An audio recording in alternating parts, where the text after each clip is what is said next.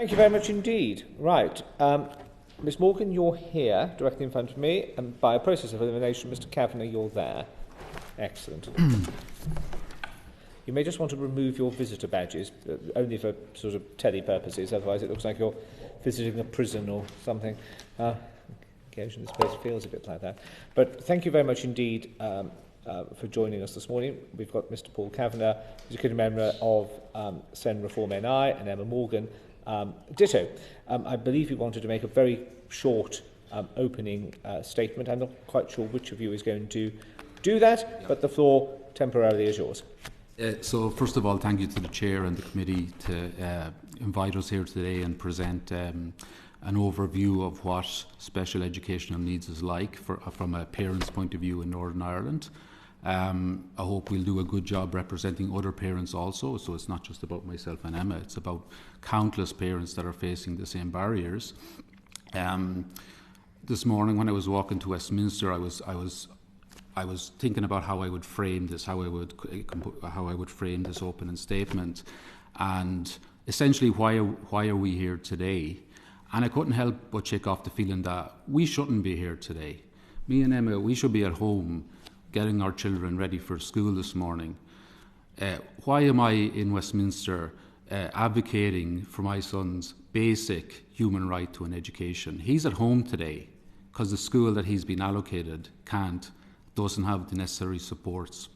So I'm here in Westminster. I should have been at home today going to my day job, but I'm here today advocating for my son and all the other children that are in his situation today.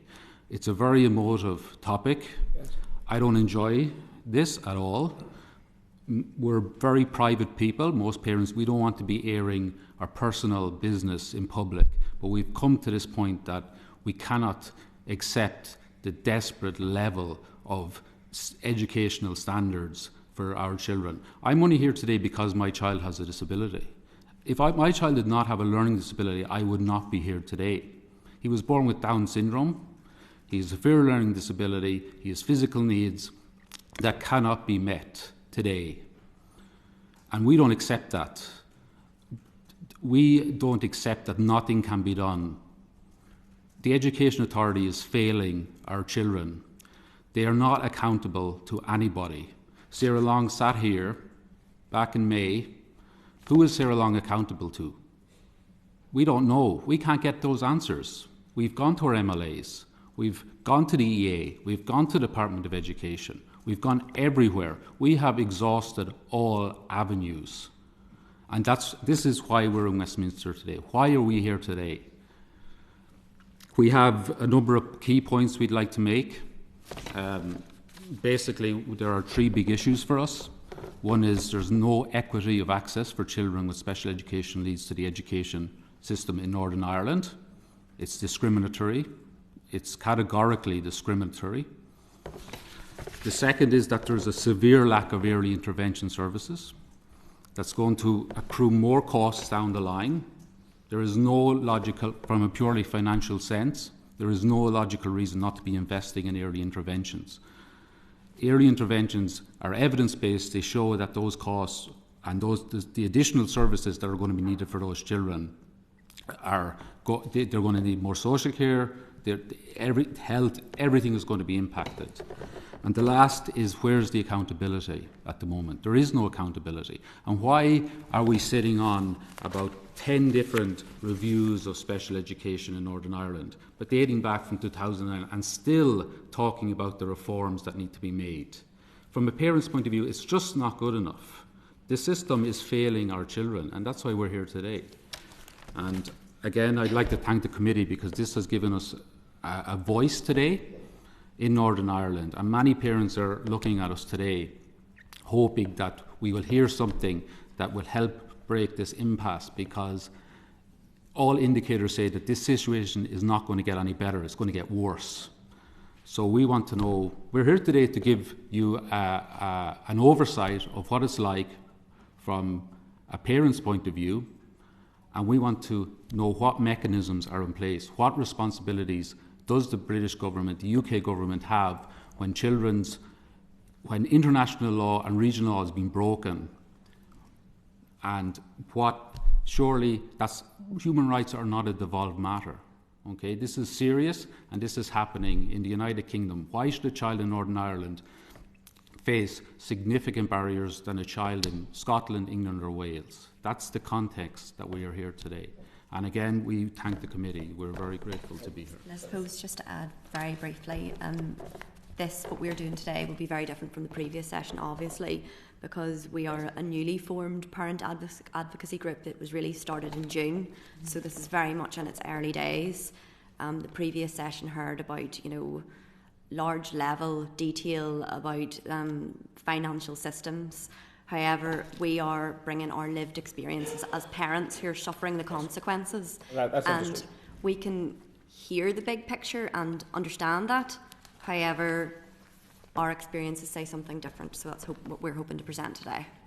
Thank you. Let me just make a couple of points to sort of, I suppose, almost manage expectations, if I may.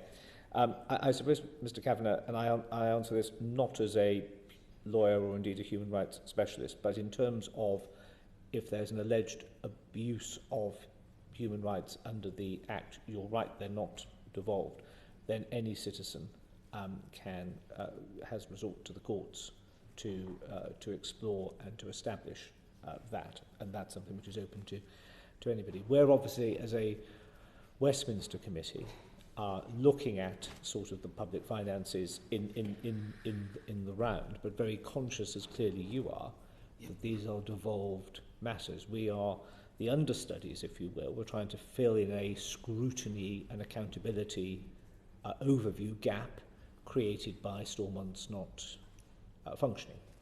And quite properly, you should be, in normal circumstances, sitting in front of the relevant Stormont committee making your case, because we can't sign cheques and we can't direct ministers to do things. And I just think it's useful for, not necessarily for the two of you, but for people outside who may be listening in who have interests in this area, just so I understand our remit.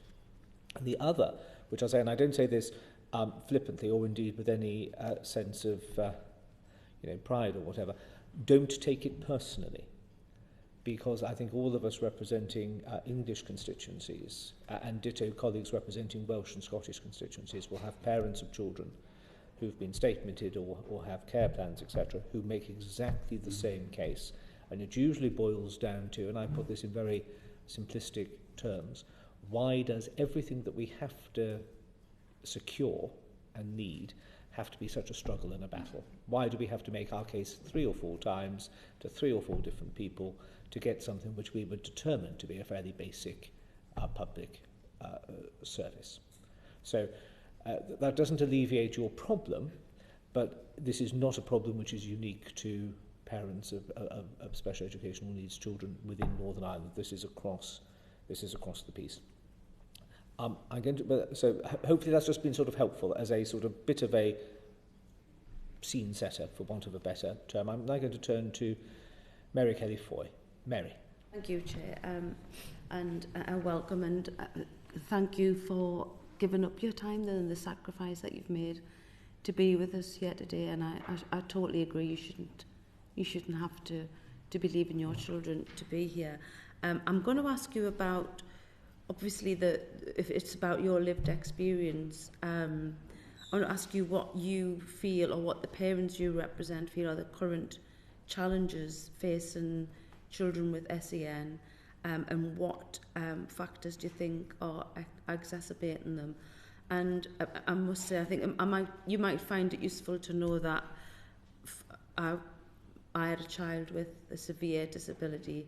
She died a few years ago, but she had severe cognitive and physical needs, so I spent most of my life from the age of 21 struggling to find the right education, to ensure that she had the right education, the hospital appointments, everything that goes with that. I've read the findings from the impact report, and all of those points there just resonate with me in terms of the effect that it has on parents as well, and financial pressure, giving up a career, the guilt you feel towards the other siblings for not spending time with them, all of those things. So I understand very much where you're coming from, but I'd like the committee to hear some of those challenges that children are with SEN are facing in Northern Ireland. And I think what you've communicated there is that unless you have been in the situation, you do not understand, and that is the problem. Speaking, lots of politicians are very empathetic and educational leaders. However, unless you have been in the position, it is very difficult to communicate the difficulties that are faced to try and get supports. I have a teaching background, so whenever my little boy is 5, so whenever we started the process to try and get supports for him, I felt fairly confident, that I would be able to get the supports for him. I did all the right things, filled in all the forms, had double the amount of information needed, all the professional reports. However, we just met brick wall after brick wall, and my experience is typical, if not even not as bad as some of the parents in our group experience. And what it came down to in the end for us was that my son's statement of educational need was so vague that it was meaningless.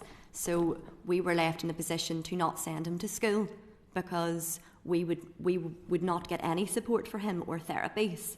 So, as Paul said, we don't particularly like coming and having to present all this information because it's very difficult. But we ended up having to go to a tribunal for our son, which was at a cost to us and the state, simply because the Education Authority would not put in the therapies that our son needed. And those were very simple things that cost a huge amount of money that taxpayers are paying. We wanted speech and language therapy, which in his statement said would be useful for Tom. But as Tom's teacher said, air would also be useful for Tom. Tom couldn't speak functionally, so he couldn't communicate any of his needs. So speech and language therapy is essential for him to even go into a classroom. We asked for occupational therapy, and that was not granted. That was deemed non-educational. So the problems with the statement and process are seemingly accepted, and I take your point that this is across the devolved nations and England. However, Northern Ireland has a specific set of problems associated with the Education Authority, and I am not familiar with the settings in the other areas. However, as it's been presented to the committee already, the costs that are put into children in Northern Ireland's education are significantly lower, and those have already been quoted on record. So I think what we're here to say really is that that has an impact on our children's lives and experiences. The rates of SEN are much higher in Northern Ireland. Again, that's been recorded in the committee, and all of the funding issues are exacerbating it. So today is about funding, but we really want to represent what's happening on the ground with it. With regards to equity for access, that is the number one thing that we're here for today. And I know Paul had mentioned with regards to the law, again, we are not lawyers. We are not experts in the law or human rights conventions, but there are people in Northern Ireland who are, and they have said that they have serious concerns about these issues. So we're here today to present that, not as experts, but as representations of what parents have been told. So there is a statutory obligation to provide access to education for all children, regardless of disability, and that is currently not happening in Northern Ireland. And at the minute, it is seemingly acceptable for a child with a disability not to have a school space, and that is happening across Northern Ireland. So there is a solicitor in Northern Ireland who does this job for a living, and he has said that he has never been as busy with these cases, specifically around access to education and getting an appropriate classroom. And he has stated that this has actually been commented on by the judiciary. So it's at a state that it's being noted by the judiciary that this is such an excessive problem. And we're currently in the position where we have approached MLAs. We've spoken to every party in Northern Ireland. We've had a protest. We have met with the Department of Education, Dr. Mark Brown, the Permanent Secretary. We've met with 2 directors from the Education Authority. We've met with the Equality Commission. So we're at the stage now where what else is there for us to do? And I appreciate the committee does not have powers to create new legislation. There's limited rules, but we're here to ask what can be done, because we have exhausted all avenues, and it's at the point where the UN are stating that they are concerned about the state of funding for Northern Ireland children. And that's been put on record. So as parents, we are here to try and do our best to represent this. Anything else? Yeah, thank you for that. Can I just ask if one thing, the fact that there's no statutory childcare provision as well in Northern Ireland, does that have a big impact on families? So I know that Claire would be involved with Melted Parents, or another parent advocacy group in Northern Ireland that have been leading a very successful campaign, and they've been working on the childcare difference between Northern Ireland and the rest of the UK. With regards to SEN children, the situation's diabolical.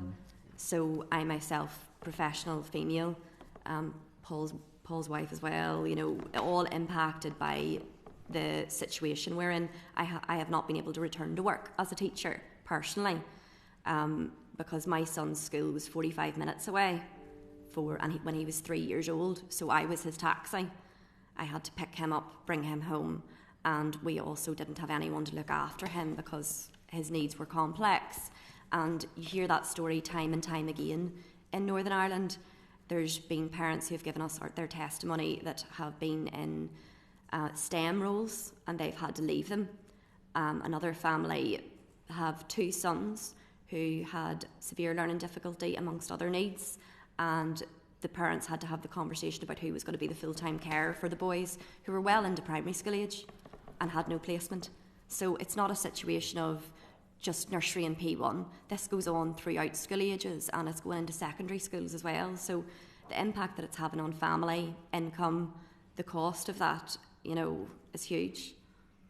Yeah, I'll raise that. I guess that's one of the differences where the people, the families in the UK would have that support, more access to childcare provision where they don't in Northern Ireland. Yeah. Thank you. Could I just give a little bit more context to that? So I'll just give you an example of the situation that would typically face a parent. So yesterday when I was in the airport coming over here, I got a notification from my son's school. I won't read it out, but essentially what it said was that this is at 3 or 4 o'clock in the day. We are unable to meet your child's needs tomorrow because of a lack of staffing resources. Please, we've done our level best to facilitate that, but we cannot create a safe environment for him. And it was their parent now. It wasn't just me was getting this letter. It could have been multiple classes. And they said, we cannot cater for your child tomorrow, which is today, so he's at home today. My wife had to take a day off work. Tomorrow, it said, we'll let you know today whether there'll be a class tomorrow. So tomorrow I may have to give up my working day because my wife can't do all the heavy lifting on this. So this is the reality. Will he be in school? He's not in school today. Will he be in school tomorrow? I don't know the answer to that. Will he be in school next week? I don't know the answer. And I take the chair's point because that families experience this across the UK. We're linked in with other groups across the UK on this. This isn't just an issue for Northern Ireland. But I do think the frequency or the magnitude is, so there are instances, but I think it's an order of magnitude worse in Northern Ireland. And I think that's the key issue, it's now not the exception, it's the rule. And I think that's been acknowledged since coming together as a group of parents. We really have tried to pull together to represent the voice as best we can with limited time. But the EA now has, from my understanding, acknowledged on radio on BBC Ulster, and one of the interim director had said that the situation was not good enough and transformation needed to happen, apologising for failures in communication. And I think this has been nearly the strongest response from the Education Authority. So they're acknowledging the overwhelmed. Sarah Long was sitting here telling you how much money she needed. However, I don't think that there is clarity around clarity or acknowledgement about the seriousness of this situation, that it is not functioning as an education authority. and it's a public body that should be accountable. Obviously, Northern Ireland has a complexity to its politics, but our children should not suffer the consequences of this, you know, in our view. Yeah, I mean, I think that's an important point. I just wondered whether you had a handle, and if you haven't, I'm sure we can make inquiries as a committee. But let's pretend that money is not the issue at the moment. I mean, there seemed to me sort of a statement that flows from Ms Morgan, what you've just said, which is the sector requires transformational change in Northern Ireland, and transformational change can only be delivered when Stormont is sitting, because civil servants, with the best will in the world, can't instigate major political transformational change without the sign-off of ministers. And if there's no ministers, you find yourself going round, and it's those people who are most reliant upon the public services who get caught in that ever-decreasing circle. Do you have a handle on, if money wasn't an option per se, are there enough trained, qualified, engaged professionals to provide to the quantum the demand which exists in Northern Ireland? So, with regards to teaching or therapies, or across the board, but particularly the in-school setting. So, at the minute, schools in Northern Ireland are saying that they cannot provide the supports. That is sort of, from my understanding, loud and clear. And is that because they can't fund it, or because there aren't the people to fill the roles? So it's a bit more complicated. So with regards to specialist education, in Northern Ireland, teachers are trained for general teacher training. Really focuses on moderate learning difficulty. Yes. at the highest. I'm not sure if it's the same in England. And then teachers within specialist schools would gain more experience through those settings. So specialist schools are really set up to deal with severe learning difficulty. Mainstream schools are not. So the situation we are now in Northern Ireland is that more children with severe learning difficulty, particularly around nursery and P1, are being suggested to go into mainstream classrooms until a space can be found. There are also units being set up that are attached to schools for children with severe learning difficulty. I think it was 240, around 300 classrooms set up this year. So they were thrown together this summer. Yes. I can't say about that, but with regards to teaching, there would not be enough specialist teachers. There would not be enough therapies. The Department of Education have said that they will struggle to fulfil the therapies in line with health.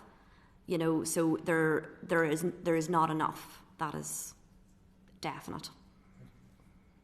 With regards to the non-mainstream, so the very specialist schools, do you have a handle or an understanding on the position of, you know, even if we had the fabled blank cheque, the competent, trained, qualified personnel resource within Northern Ireland doesn't exist to fill the places that we need. So demand goes up, but those who are qualified to address that demand aren't there. I think what has been done, again, from my limited understanding of it. Yes, I appreciate this. Yes, and if you don't know, say. But just from examples of what has happened in some of the other units in Northern Ireland, they have taken more experienced teachers in that unit and maybe buddied them with somebody who is less experienced. And from my understanding, that can work. Yeah. You know, if you have a level of experienced teachers with SEN experience, you know, it can be done. There can be creative solutions for this. The EA, you know, have redeployed people into certain areas. You know, I'm aware of that. So I think it can be done. But what they're talking about, I think the bigger issue is that in Belfast alone, they're saying they need 3 special schools built and 8 in Northern Ireland. So the Department of Education are saying that is going to take years to do. So for now, this plan seemingly is to continue with this attached units. However, our concern is that there does not seem to be any plan from the Education Authority at this stage it's interesting to do that. It's very interesting you use the word any plan, because a part of my understanding on this issue is that one of the things which is fed into the very considerable increase in demand is in essence the improving rate of survival on premature births. And then when special educational needs become manifest, they're not physically visible, but become manifest as a child hits 6, 7, 8, 9 years of age. And I think there has been a failure of planning on that if you improve the outcomes at one end, you're likely to increase the demand at the other. Is that something you and fellow parents I think a bigger issue would be that have a handle on? We would sort of have experience of parents who have children that are born with disabilities, yes, and then parents... Which is the easiest bit to plan for. But it's not planned. That's the thing. That's the issue. So I mean, it's a failure of planning against the overall anticipated and the unanticipated. There's no plan in Total place. failure. Yeah, so children are known from birth, and they still don't get places in school. Right. Then there's children like my son who would be diagnosed at 2 or 3, and let's be fair, there can be a slower process with that because, you know, we have to be realistic. We're not asking for the world to be changed unrealistically. No. But if a child is diagnosed from birth, we have one example of a mother who, during the summer, she was 37 weeks pregnant. She was from the north of Northern Ireland, so there's even less provision there. And her son was in a wheelchair with other needs as well, cognitive and physical. And they were told that that child had to go to a nursery school with stairs and no access to get up those stairs. He was going to be carried. She contacted our group and had to go on the Stephen Nolan show on BBC Radio Ulster. And until she was told there were no spaces for that child. And whenever she went on the radio, she was offered a place the next day. How is that equity to access and education? No, I mean, that solution to a problem almost adds insult to injury. It does. I agree. Claire. Thank you very much for your evidence, for setting it out so clearly. And you're right to say that every parent and every elected representative has no real understanding of the challenges. I think many of us know the challenges of getting children without any additional needs out, and certainly don't get text messages like that saying the school aren't able to. It wasn't. Just to clarify, it wasn't a text message. It was a letter. Oh, a letter. But just generally those additional challenges, you've communicated them very, very clearly, and the fact that there are deficits for all parents, but how profoundly you are feeling them, and about the impact of, as the chair said, that everybody starts with a fight and a battle, and that every bit of progress in your educational services is secured after a battle. So thank you for that. I want to focus particularly on the statementing process. If you could tell us briefly what the process for that is. I'm also going to ask you how you think that could be improved. So if you want to answer those two things together, please do. So I did all the statement and work, so I'll start. I was the heavy lifter, as you called it, with the statement and work, and it was heavy lifting. So as I mentioned previously, I have a teaching background, thought it'd be fairly straightforward, get the evidence, send it off. I wasn't naive. I thought it would be a few phone calls to follow up, because my son's needs are quite significant. You know, he hurt himself. If he was in a situation where he was anxious, he would run against and hit himself on the wall. He would bang his head on the floor and create significant injuries. And again, I don't love saying that today, but that's the situation that I was faced as a mother. So I have a younger son who's 3, and the situation in Northern Ireland is that you fill the form in January, send it off, they're offered a place in April, and they start school the following September. Tom, however, I started paperwork in September whenever he was in nursery age, and that went on and on. The 26-week deadline was not met, so that's a common occurrence within Northern Ireland, that the Education Authority do not stick to their own deadlines. There was a shortage of educational psychology, which led to me having to phone the psychology office every day to try and get an appointment, and I was told that Tom would be at the bottom of the pile at that point, and that's how you get to the top of the pile, unfortunately. But that has a cost as well to administration. As I said before, the statementing process, they seem to be vague to the point of meaningless, and that is an accepted occurrence. After speaking to Children's Law in Belfast and Nicholas Quinn, private solicitor, that seems to be that is just what happens, that the statement is vague, that the therapies are not specific, and parents have to go to great lengths in order to get specifics on the therapies for their child. But the bigger issue really is about the school placements, and that is where the word crisis does get bandied about, you know, for every issue. But it is our view that this is a crisis, because last year in June there were hundreds of parents without placements, and it was a complete disaster by the EA's own admission. And every school in Northern Ireland was phoned to see if they could create another classroom for specialist education. They managed to get a large number of classrooms, but our question is, how are they possibly going to extend on that, given that that was the extent last year? So there is no planning for the growth again in specialist places needed for June, and at this point in the year there should be work being done for that. However, there's a firefighting approach being taken, that there are children currently this year still awaiting placements. So we have an example of a mother in our group whose little girl has severe learning difficulty. She is non-verbal and she is not toilet trained. She is now in a mainstream classroom with no staff trained with severe learning difficulty, and the mother works full-time, the father works full-time, but that mother has to make herself available to change nappies. There is no changing facilities in the school, so the nappy has to be changed on the ground. So the statement and process, on paper, there are not huge problems with the system.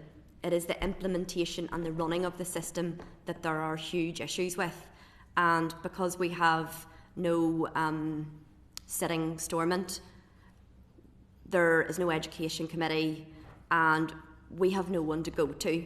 You know, the MLAs are doing their best, largely, you know, to support the families that need, but the EA is answerable to nobody.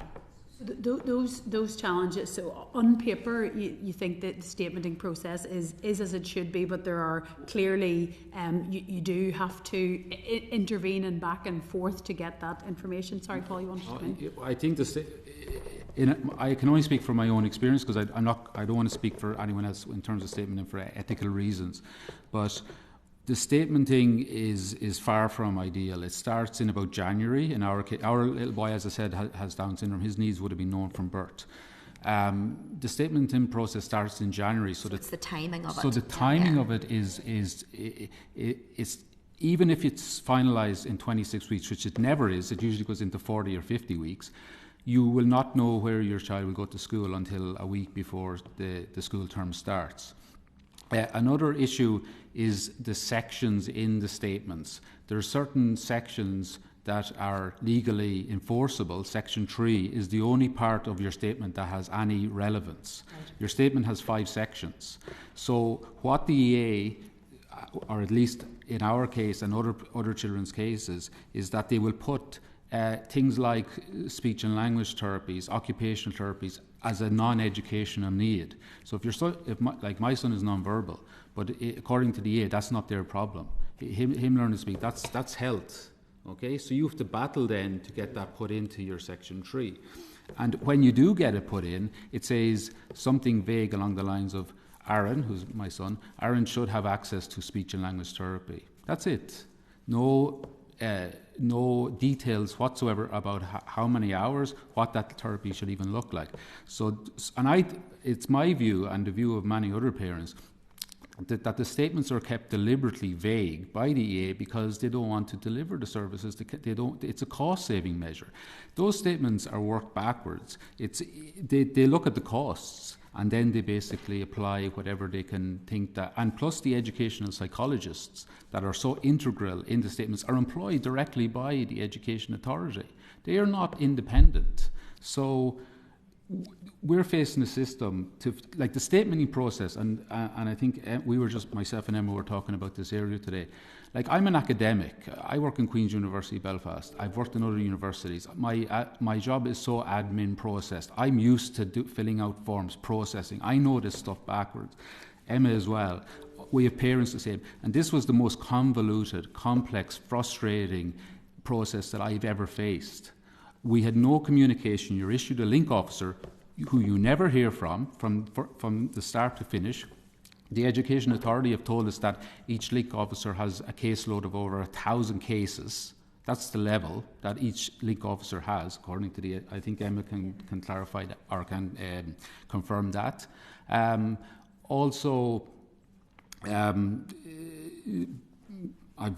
slightly lost my train of thought. I think as well what an important thing to highlight is the cost.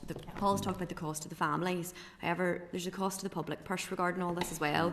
We talk about efficiencies, and there are definite efficiencies within the statementing process. If the Education Authority followed their processes and completed the statements without having to get a solicitor involved. So a quick poll this week of parents, of 100 parents, 70%, nearly 70% of them said they had to get legal assistance with regards to the statementing process. So if the Education Authority worked with parents to try and solve these issues before it got to litigation, the High Court, Sendus tribunals, the fact that the EA have a budget for this, could that budget be better spent elsewhere? Thank you, and I think we could talk all day about them and where colleagues have questions as well, but I think you've set out very clearly the deficits both in the process and clearly the inefficiencies and the additional costs that are being accrued both to parents and the system in I suppose the wrangling part of it, and as you say, moving those into the educational points. Can I just briefly ask as well, obviously the numbers we hear about unplaced children or children whose needs aren't being met, that I presume applies to those who have completed the statementing process. Are the delays in statementing meaning then that children are beginning or continuing in schools with needs that are sort of in process but aren't currently covered? And is it the case that that's adding lots of numbers to the children in school with unmet needs? There's sort of two things there. I think what your question is sort of highlighting is early intervention. Yeah. So the statementing process has a big issue associated with it, that it does not help early intervention to get there early. You're waiting to get the statement, and even at that, the early intervention is intertwined within the vagueness. The Department of Education are talking about their end-to-end review, and that is what they're hoping, to show transformation within Northern Ireland education system, and particularly SEN. And early intervention is something that they're talking about to try and to get before the statementing process so that it's early. And that's not just for nursery age and P1 age, that's for no matter what age it is in secondary school or whatever age the child is. So I think the statementing process has an implicit problem that it's not helpful with early intervention. With regards to the weeks and the runover of weeks, the statistics that you mentioned as well, over the summertime there was a complete lack of transparency with regards to how many children were not placed, and there still is. The scale of the problem in Northern Ireland is huge, but I can't tell you a number. Politicians can't tell you a number. The media can't tell you a number, because there's no number presented, and the numbers that were presented over the summer were skewed. So there was an example of the Education Authority saying that there were either 3 or 10 children that were not placed, and we did a count over one night and there were 30 testimonies that we had, and we sent them all to the media, to our politicians, to the Education Authority, to the Department of Education. So the numbers that they were using were based on completed statements that had not a named school. However, usually it's not completed until the school is named, but it's not a fair reflection. For an example, one parent had a statement at 44 weeks and the school was not named. So she was not included in the numbers. So there's a key problem there with regards to how big this problem is. We just don't know. Thank you. Thank you very much. Thank you, Chair. Thank you very much indeed. Stephen. Excuse me. Thank you, Chair, and good morning to Paul and Emma. And I agree. I mean, it's so frustrating you have to come here to articulate these ongoing problems. Just to build on the point around the advocacy. Obviously, both of you are very strong advocates for your children. But presumably there's a lot of parents out there who are really struggling with the basic advocacy. And looking at it in a different way, there will be parents out there who are single parents. There are people who are on benefits. There are parents who don't have access to a car, don't have the capacity to do journeys backwards and forwards to intervene in meeting often basic needs. I mean, how are they coping? I mean, they're not coping. That's the answer. They're not coping, and as sort of, it's been mentioned already, parenting is hard anyway. Parenting is tough, and if you are from in a disadvantaged community, in a minority potentially, the situation is even tougher. So the parents that are in their group are expressing huge difficulty. If they're single parents, their child has no access to education, they're being told that the child should be going to an unsuitable setting, and then that has an impact when the child comes home. The parents are the ones left to manage the behaviour, and there's very little support whenever the child is at home. So parents are, I know from my personal point of view, that whenever my son was in a school that knew how to support him, they were like family to me. They supported me and they spoke to me at the end of the day and helped me with strategies at home. But we had to pay for that setting. That was £550 a month that we had to pay for 3 days a week. It was excellent. And without that, my son would most definitely have needed a severe learning difficulty unit. But he's in a moderate unit now because he had that early intervention. So we were in a privileged position that we had him have that, and I think that that's why we're here today, because we believe that children should have access to that. Children should be able to get speech and language, be able to access the curriculum, be able to learn, because all children can learn. All children have the ability to learn. They just need to be in the right environment. Absolutely. Whenever we're talking about rights issues, I presume we're talking about the UN Convention on the rights of the child. That's the basic document here that we're referring to. In terms then of the Education Authority itself, I mean, you've talked there through, Emma, in relation to some of the issues around numbers and how that's been misrepresented as such. Albeit we don't have anyone in charge at this stage, I mean, what sort of steps would you like the Education Authority to do in the short, medium, long term in terms of some sort of action plan in terms of advocacy of change? Obviously there's things that will take a longer time, such as building new schools, but in the short, medium and longer term, I mean, how would you see the different type of actions that are required or changes in the system? The thing with it is that, as it has been highlighted by Paul, there have been a huge amount of reports written over the last decade. There's been numerous reports by independent bodies making recommendations that from people that are much more experienced in this than us, that are educators, legislators, politicians, and they have pointedly marked what needs to change, from early intervention, equity of access, to systematic reform. So systematic reform is obviously a long-term goal. Sarah Long mentioned the SEN transformation programme. The Department of Education talk about the end-to-end review, and the SEN transformation programme being a smaller part of that. However, that is not visible to parents. All we see now is that the children are not getting their school spaces, that the children are not getting their supports. So the longer term needs to come into action, but the short term needs to be dealt with now, immediately.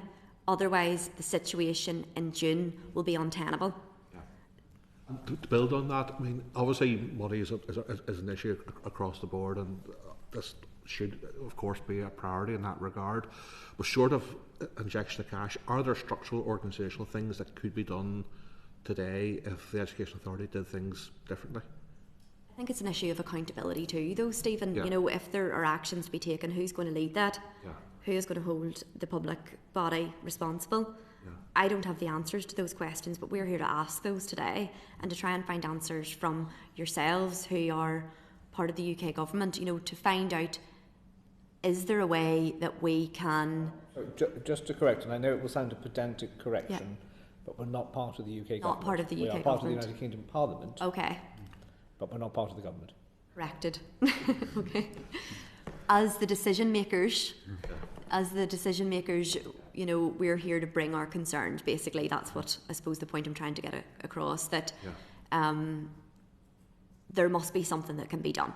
You know, we're here to say that we know what the issues are, and our views are supported by the experts in the report. However, they're just sitting there. The reports are sitting on a table, and it doesn't seem that much is being done to improve the situation. And whenever we're asked, it comes down to budget. That is everything that is being said. It's budget.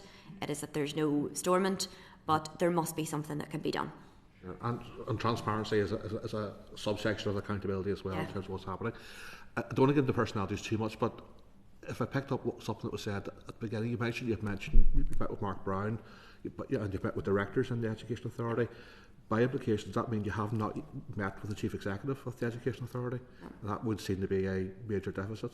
We have requested a meeting. So after our protest in June, we formed our committee for SEN Reform NI, and we requested a meeting with Sarah Long and Dr. Mark Brown via email. We did have a meeting with Una Turbot. Yes. And we had a meeting then with Dr. Mark Brown, the Permanent Secretary in Education, and also Cynthia Curry, a Director. Yeah. But you still feel you need to make the Chief Executive ultimately? It would be useful, yeah. Well, we will take as an action point to see what, if there's anything my good offices can do to facilitate that. Thank you. Okay. Can I just ask this? You mentioned in your sort of opening remarks that you've had discussions as well as with officials, but with the parties in Northern Ireland. And we have to accept as an unfortunate given that there is no executive and there is no functioning devolved government in Northern Ireland. Let me ask you two questions. If the meetings were held under the Chatham House rule, I'm not asking you to break any confidences, but if they weren't and you feel able to answer this, we'd be interested to hear. Did any political party in Northern Ireland that you've met fundamentally disagree with your assessment of both the issues and the scale of the problem? And did any of them give any intimation as to, instead of just saying, you know, well, we haven't got Stormont, so, well, thank you very much for raising and do have another biscuit, I've got another meeting to go to. Did any of them indicate what they would be pressing for or might be advocating for within Stormont on the presumption that at some point within my lifetime it might be resurrected? I think the discussions that we would have had with the political parties would be informal. So every party would have agreed that it is a huge issue. Nobody's disagreed. Nobody with has you on disagreed. That. Nobody has disagreed about the scale of the issue or any of the issues that we're raising. So just to clarify, nobody has disagreed with your assessment of the current position, and nobody has disagreed with you on the need for urgent and pressing action for reform and change. Fine. So have any of them intimated how that reform and change, you've referenced perfectly properly the quite numerous documents which have looked at this, reports and inquiries and so on and so forth. Has anybody given you any indication as to how they might wrestle with this issue? I'll take some parties and you take one that you're more aware of. The general from most of the political parties, it has been the view that there needs to be an education committee. That has been from most of the political parties. We spoke to Diane Dodds at the protest, and Diane was very helpful. You know, she had given the guidance about, she had given us the direction about meeting with the EA and meeting with the Department of Education, and that's really been the limit of our interaction with Diane, but we hope to further that, you know. But Paul would have had more interaction with the Alliance, and to be honest, the Alliance Party have been the most supportive with regards to helping us further our campaign. I'm not talking about advice on how to campaign or who to meet or brokering meetings. Has anybody given you an indication as how to fix it? As to what their fix would be? No. So nobody's shown you a sort of blueprint almost ready for rubber stamping? No. The only plan in place seems to be the end-to-end review by the Department of Education. So that has been the clearest picture that we have, and that was by the Permanent Secretary, Dr. Mark Brown. Okay. So the Department of Education seemed to be confident about a plan. The recommendations that he made, yes, by the Department of Education, would be adopted in MCOM almost. Pardon? Would be adopted and implemented. That's what the plan is with the end-to-end review. It is to have systematic reform of the education system in Northern Ireland. However, there is no transparency of that plan to parents. I'm not sure the level to which our politicians are aware of it. So we can't say that we're confident with it, to be completely honest. It seems to be a plan to move more children towards an education linked to mainstream with a different size classes and different ratios of staffing. So we don't really know what that looks like in real life terms, so we can't say what our view on that is. We will shortly be beginning a piece of work looking at education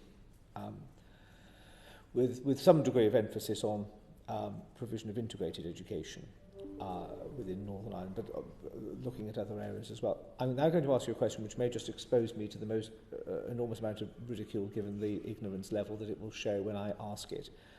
You've referenced the specialist schools. Provision is not on those are integrated. Say that again, sorry? Are they integrated? Integrated as in from people from different backgrounds? Yeah, there wasn't a Catholic special school. No, no, we're not that bad. Right, we're not quite, no. That would make it even more complicated. Presume, but sometimes one just has to... one just has Don't to even suggest it. No, I was wrong. Has anybody indicated, and we may very well, if the rules allow, look at my clerk on this, use some of the evidence that you've given us to help inform that inquiry, and may very well call upon you for further advice during it. But has any, on the sort of pound, shillings and pence side of it, has anything been said to you which might suggest that if there was a faster process to integrated education within Northern Ireland, that would free up additional funds to meet this growing need? Or has that just been I think that there's numerous things happen in education. You know, one of the things that, you know, I think had been mentioned in one of the previous sessions had been about rural schools. Yeah. I know I'm going off topic here, but with rural schools and that weren't fully subscribed, one of the Board of Governors from a school, I think it was around the Mid-Ulster area, she had been on the radio and said that they had offered to create a specialist unit but were refused by the Education Authority. I don't know what has come of that. Right. So there are options. Well, on the premise that you go on the wireless and somehow you then get the positive answer, maybe something positive will come out of that. So there are options, I'm sure. With regards to integrated education, it probably is. It's a complex situation, but I'm sure. Carla had indicated, but Robert, you'd indicated on this, yes. Carla, do you mind if I take Robert first? Robert. In England, we've seen a phenomenon where private equity companies have got into providing specialist schools, residential schools, often many miles away from where the families live, and often speaking to people in local authorities, giving parents the hard sell, which maybe doesn't necessarily mean that what they've got there is what the child needs, and there might be more provision near home. Is that a phenomenon that's happening in Northern Ireland? No, in Northern, as in private schools. And are these paid for or funded by? The local. Well, the parent goes to a tribunal, and the tribunal often finds in favour of the parent because. On a much smaller scale in Northern Ireland, so my son would have attended a private school. SEN, because we didn't get a placement for him, but it's very limited size. The Education Authority, to my understanding, are paying for children to go to that school now. And there are also, but there's that, I think, is to my knowledge, that's the only one around the Belfast area. There's a reliance on the voluntary sector, the voluntary and community sector. That is what has been sort of going on I mean, for a some of while these now. schools start at £100,000 a year. You know, these are very expensive schools and Yeah, it's children not, with very profound needs. It's not at that level in Northern Ireland. There wouldn't be Thanks for anything that clarification. comparatively. Thanks, Chair. But I think with the voluntary sector, they're using the voluntary sector to sort of try and get a few extra places, but there's problems with that because it doesn't seem that the schools, they're not schools, they're voluntary community organisations that are facilitating nursery facilities, but by and large a few of them are respite facilities, so they do not have teachers. So there's issues ongoing with that, and I think that they're calling out for more support with regards to funding for proper staff for the qualifications. Thank you, and thank you very much, and apologies for having to pop out for just a few minutes. Obviously, the Chair's made a very important point that SEN right across the United Kingdom, there is a problem. It's broken, be it in England, Wales, Scotland, Northern Ireland, and I'm sure if you go to other jurisdictions. And I think that's maybe as a result of we are still using very old systems, and we haven't actually looked at the demographics and the increasing need, because I don't know, but other elected reps, this is probably one of the biggest issues that I get through my door, particularly around school times and our allocation of places. A lot around transport, where a statement maybe says that they would benefit from transport, yes, but it maybe doesn't say they should get transport. So lots of things that cause immense pressure on families. And unfortunately, I've had to say to families, and this is awful, but I'd say you probably will spend the rest of your life fighting, which is just unacceptable. And for me, it's probably an area that I've taken an interest in trying to see some change in, and an area that I really want to see change. So anything I can do, I offer you my services. I haven't met with your group specifically, but I've met with numerous groups that are fighting the corner as well. So in relation to sort of your next steps, what would be helpful for us to do?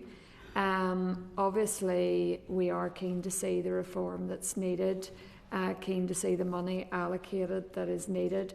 But is there merit, Chair, in giving that this is a UK-wide problem, using that as leverage to put it on a wider footing, that it's not just a Northern Ireland ask, it's very much a UK initiative that needs addressed and needs tackled. And as a result, Northern Ireland would probably benefit from any barnet consequences, as you've heard today. So, is there something we can maybe do there around debating it more widely at a UK level? Also keen to get your feelings around. There was a slight improvement to the statementing process. I think Peter Weir put a real focus on time frame. With regards to compliance. Yeah, with regards to compliance. But it's that wraparound really after it that is the problem. So again, it's not the administration, it's the actual services on the ground. So keen to understand or hear a little bit more on that.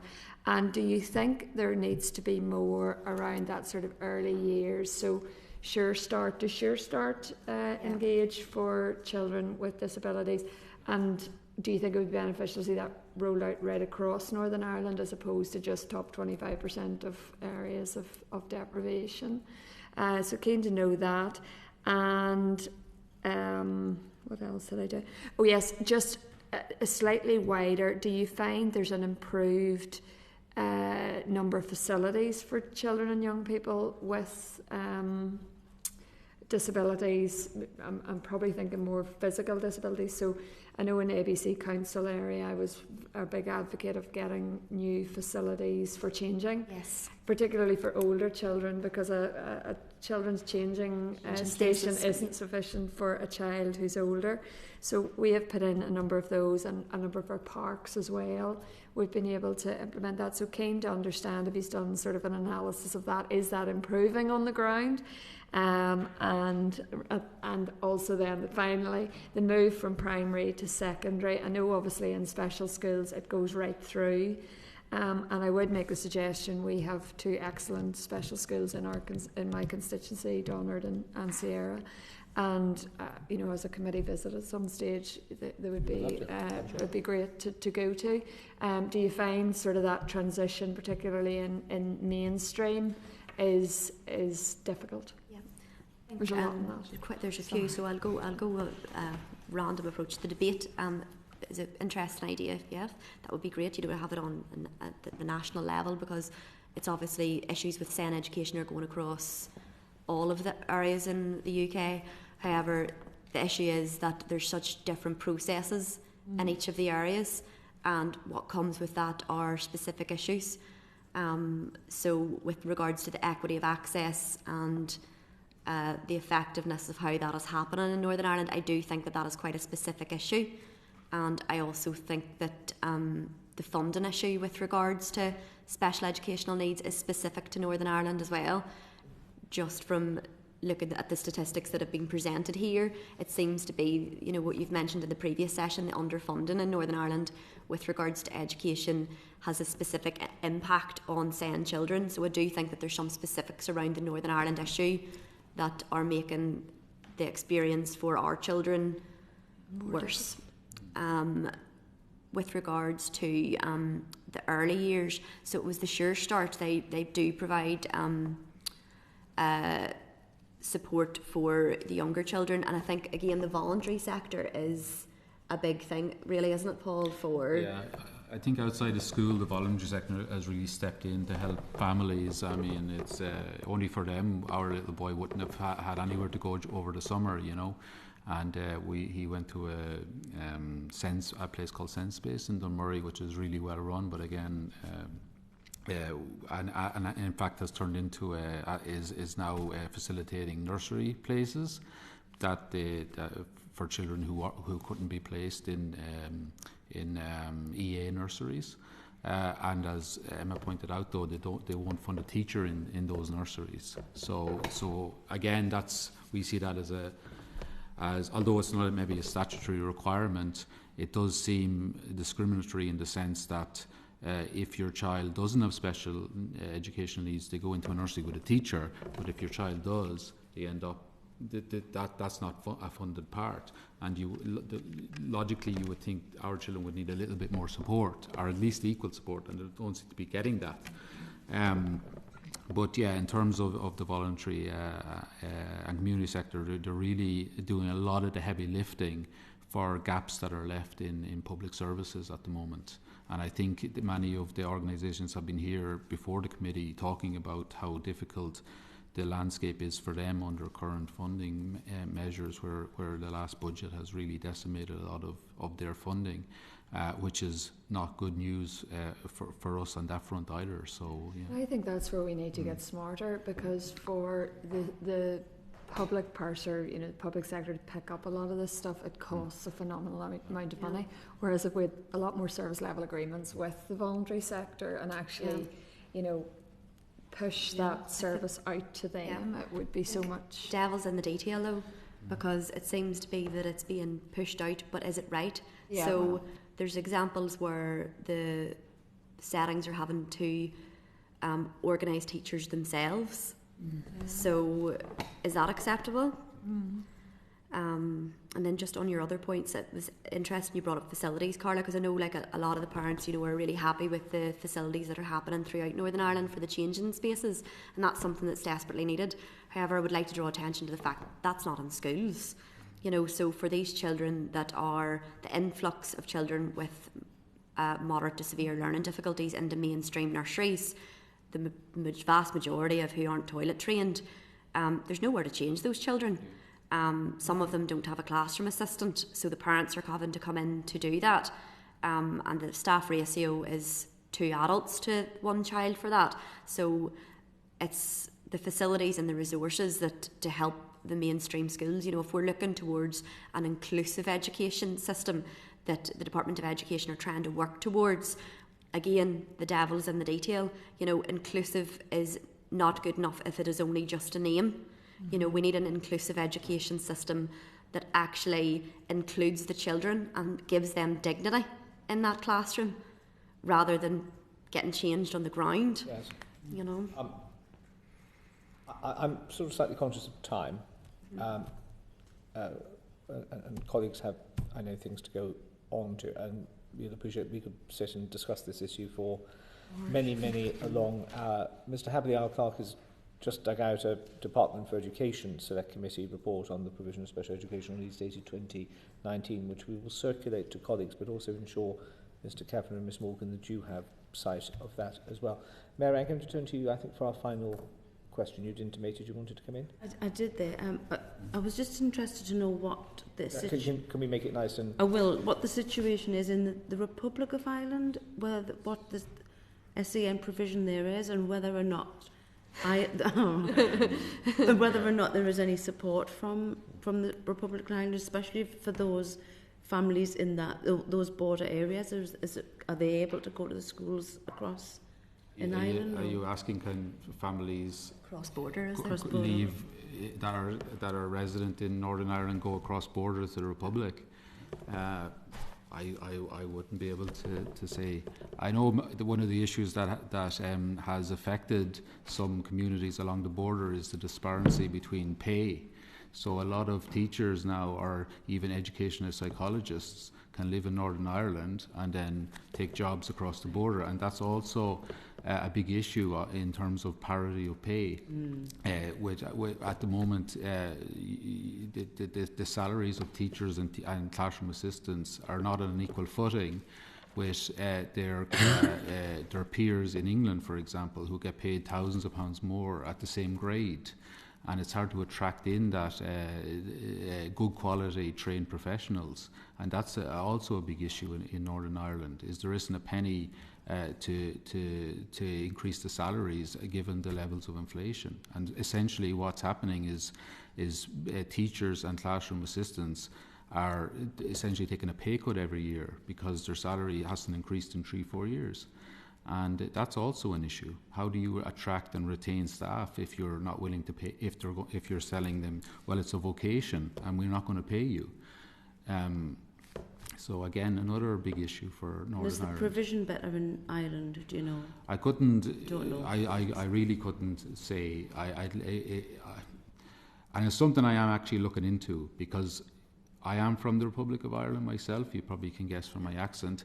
And it's put me in a position that I'm thinking about leaving Northern Ireland now, because I'm weighing up, why am I in Northern Ireland with no family support when I could be at home? Even if those provisions are not as good, at least I have some family support. And that's something that actually came across in many parents that we've spoken to that don't have necessarily a link to Northern Ireland. They're looking at going back to England or wherever because they've come to Northern Ireland and they're trying to establish themselves or raise a family. And if you have a child with special educational needs, as you can see, my situation right today is that my child is at home. I don't know if he's going to go to school tomorrow. Rather than last night, given the time that I needed to prepare for this meeting today, I spent it on the phone to my wife trying to organise the logistics of how we're going to look after our child. That's not sustainable for me. So unless things improve significantly, I will be looking into what services are like in the Republic with a view to moving home. And again, that's going to cost the taxpayer more money, because my position in Queen's will have to be refilled and someone else will have to be hired in. And again, it's just more evidence of public services because of that lack of investment. It's just accruing more and more costs. So, but thank you for that. Just a brief reiteration of almost where we started. First of all, thank you for bringing this to our attention and articulating and advocating as clearly as you both have done. We are grateful. I hope the depth of the questions that you've received indicate that we're concerned about this issue as well. But to reiterate, we don't have the checkbook, we don't have a silver bullet, we can't direct officials in Northern Ireland to get on and do things, etc. These are devolved matters, as we know. But we have regular interactions with the Secretary of State for Northern Ireland, and we'll make sure that that is on his radar. We'll see what we can do in order to broker the meeting that you're seeking, and let us hope for some improvement in the not too distant future. But thank you both for your time, and I hope